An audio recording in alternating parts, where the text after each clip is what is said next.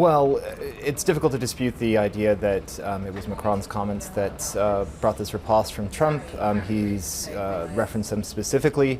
Whether this demonstrates a renewed commitment to NATO on the part of the US, it's a bit more difficult to say.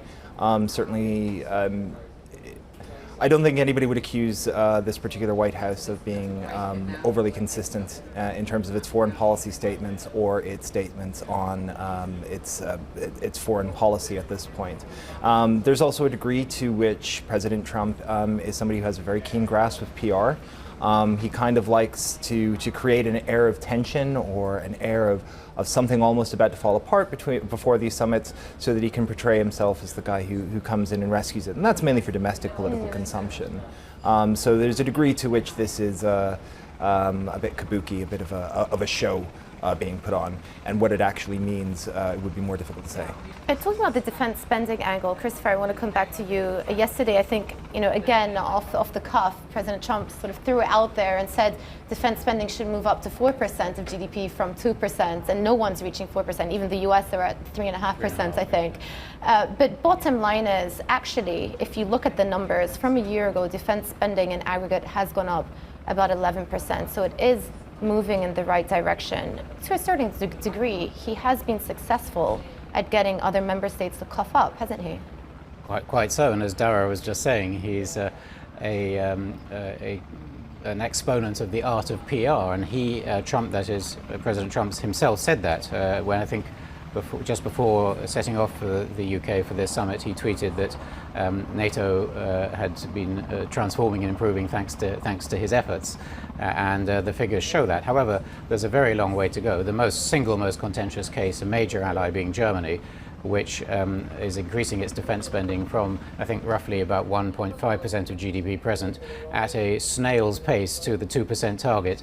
And the slow pace will, I think, continue to cause American protests. Speaking of Germany, actually, we just had pictures of Chancellor Angela Merkel walking in there. And to your point, they're still only at around 1.4% versus that 2% target. So still a long way to go, snail's pace. To your point, Daragh, I want to get back to you, actually, on the German angle. A lot of the talk and discussion going into NATO this time was about France and that brain-dead comment out of President Macron. But if you look at the numbers, it's Germany who've been lax. They're still at 1.4% or so. And the second element to consider is the fact that they're moving ahead with this pipeline, the Nord Stream 2 pipeline with Russia. About 40% of European gas supplies come from Russia. How do you square the circle here? And that on one hand, you've got NATO seemingly preparing themselves for a potential attack from Russia in the future, but then also relying on them when it comes to their their gas imports. Well, there's a couple of different things to unpack there.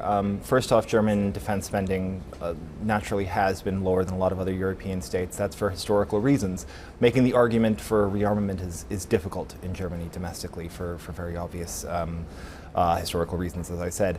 In terms of Nord Stream 2 and that gas pipeline, Germany would see that as a separate issue, and Europe would see that as a separate issue, particularly when we make the case that, gas, at least not liquefied natural gas, is not a fungible commodity. It has to be purchased, at the end of a pipeline that's going directly to the field, essentially.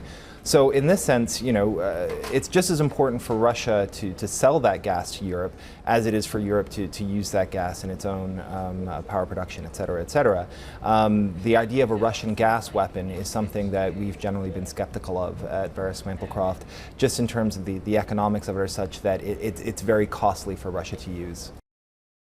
Hi, I'm Joanna Bersecci, and thank you for watching. You can check out more of our videos by clicking on the boxes on the screen. And don't forget to subscribe to our channel for more from CNBC International. Thank you for watching.